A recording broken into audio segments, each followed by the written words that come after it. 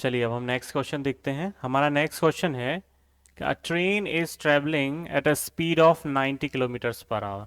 सबसे पहले बेटा हम कोई भी क्वेश्चन सॉल्व करते हैं तो हम गिवन लिखना, जब हम प्रॉपरली गिवन लिखना सीख जाएंगे उसके बाद ही हम उस क्वेश्चन को प्रॉपरली सॉल्व कर सकते हैं। ठीक है, तो train is travelling at a speed of, so एक ट्रेन है जो ट्रैवल कर रही है already with speed of 90 kilometres per hour की स्पीड से। ठीक है, एंड ब्रेक्स आर अप्लाइड। अब ब्रेक अप्लाई हुए हैं तो बेटा जब ब्रेक अप्लाई होंगे किसी भी चीज में, हम यहाँ देखते हैं ये इनिशियल पोजीशन है और ये फाइनल पोजीशन है। यहाँ पे ये ट्रेन ऑलरेडी 90 किलोमीटर पर आवर की स्पीड से चल रही है और इसके बाद यहाँ से ब्रेक अप्लाई हुआ है तो इसकी स्पीड धीरे धीरे स्लो होगी और फाइनली यहाँ आके ये रेस्ट पे आने से पहले इसका वेलोसिटी क्या हो जाएगा, जीरो हो जाएगा। So that is the final velocity. ठीक है, और एक चीज और दी है, जैसे अब यहाँ पे दिया हुआ है आपको एक्सेलरेशन, एक्सेलरेशन दिया हुआ है 0.5 मीटर पर सेकेंड स्क्वायर का। एक्सेलरेशन इज 0.5 मीटर पर सेकेंड स्क्वायर। लेकिन बेटा ध्यान से सुनिए, देखिए कि यहाँ पे वेलोसिटी ज्यादा है और यहाँ पे वेलोसिटी आगे डिक्रीज हो रही है। वेलोसिटी डिक्रीज होती है इसका मतलब डीएक्सेलरेशन या रिटार्डेशन है, और उस केस में डीएक्सेलरेशन या रिटार्डेशन के केस में हम क्या करते हैं, हम एक्सेलरेशन की वैल्यू को नेगेटिव लेते हैं। सो ये एक्सेलरेशन होगा -0.5 मीटर पर सेकेंड स्क्वायर। ठीक है, इसमें दिया हुआ है। अब ये तो मीटर पर सेकेंड स्क्वायर में दिया हुआ है, यहाँ पे वेलोसिटी जो है आपकी 90 किलोमीटर पर आवर में दी है तो हम मीटर पर सेकेंड में चेंज कर लेंगे। पिछले वीडियो में मैंने आपको बताया था कि हम जब किलोमीटर पर आवर को मीटर पर सेकेंड में चेंज करते हैं तो हम इसको 5/18 का मल्टीप्लाई कर देते हैं। 18 5 जा एंड 5 इंटू 5 25 मीटर्स पर second is the initial velocity. Initial velocity कितनी है, 90 kilometre per hour. Final velocity है 0 क्योंकि ये ब्रेक अप्लाई होने के बाद रेस्ट पे आ रही है। और एक्सेलरेशन जो दिया हुआ है दैट इज -0.5 मीटर पर सेकेंड स्क्वायर। क्यों, क्योंकि ये स्पीड डिक्रीज हो रही है। स्पीड जब डिक्रीज होती है, जब रिटार्डेशन होता है या डीएक्सेलरेशन होता है तो एक्सेलरेशन की वैल्यू को हम नेगेटिव लेते हैं।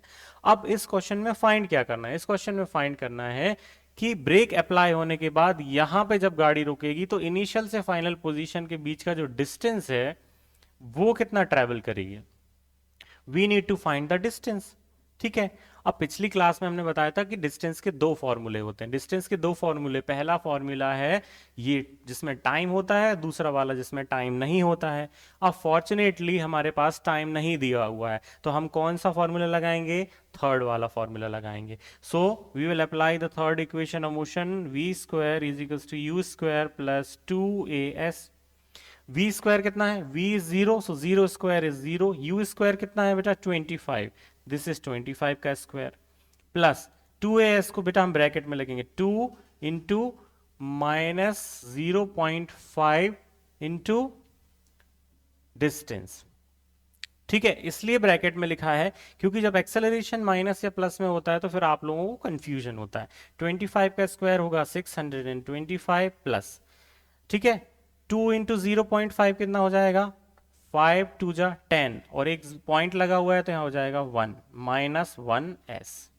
ठीक है, ये हो जाएगा s, 1 इंटू एस क्या हो जाएगा -s, तो ये हो जाएगा 625 और माइनस और प्लस इस ब्रैकेट को ओपन करेंगे तो हो जाएगा -s और s यदि इस तरफ आएगा ट्रांसपोज हो गए तो क्या हो जाएगा बेटा, यहाँ पे देख लेते हैं हम, s is equals to 625 metres and this is the answer.